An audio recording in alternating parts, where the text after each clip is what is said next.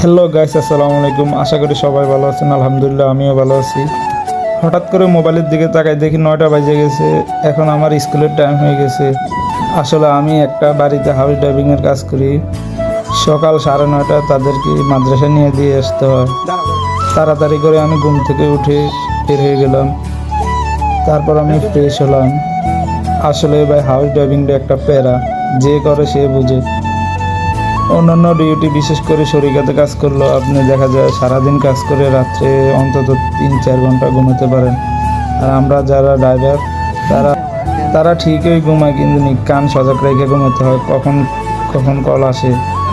আমাদের duty unlimited. রাত 12টাও duty করতে হয়, রাত 1টাও ডিউটি করতে হয়। যাক, ফ্রেশ হয়ে হালকা পাতলা কিছু নাস্তা খেয়ে নিলাম। আমরা ড্রাইভাররা অলওয়েজই রেডি থাকি, তাই আর পোশাক পরলাম না নতুন করে।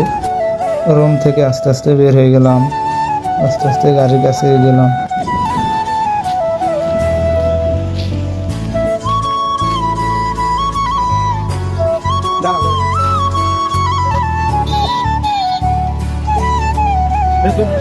এটা হলো আমার গাড়ি। আস্তে আস্তে গাড়ির কাছে গিয়ে বসলাম। আমার ম্যামদের আসতে দেরি দেখে আমি বাসার ভিতরে গেলাম। আজকের ওয়েদারটা অনেক সুন্দর, হয়তো আমার কাছে সুন্দর লাগে, হয়তো এই ওয়েদারটা আমার কাছে ভালো লাগে, কিন্তু যারা শরীরে কাজ করে বা বিভিন্ন ইয়েতে কাজ করে তাদের কাছে অনেক কষ্টকর মনে হয়, কারণ এখনও 42 ডিগ্রি তাপমাত্রা পড়তেছে। একমাত্র তারাই জানে প্রবাস কতটা কষ্টকর।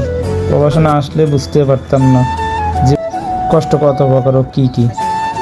যাই হোক, আলহামদুলিল্লাহ আছি, সবার দোয়া আলহামদুলিল্লাহ ভালো অবস্থানে আছি। যেহেতু ম্যামরা গাড়িতে থাকে, সেহেতু গাড়িতে ভিডিও করা এলাও না, তাই আপনাদেরকে ভিডিওটা দিতে পারলাম না।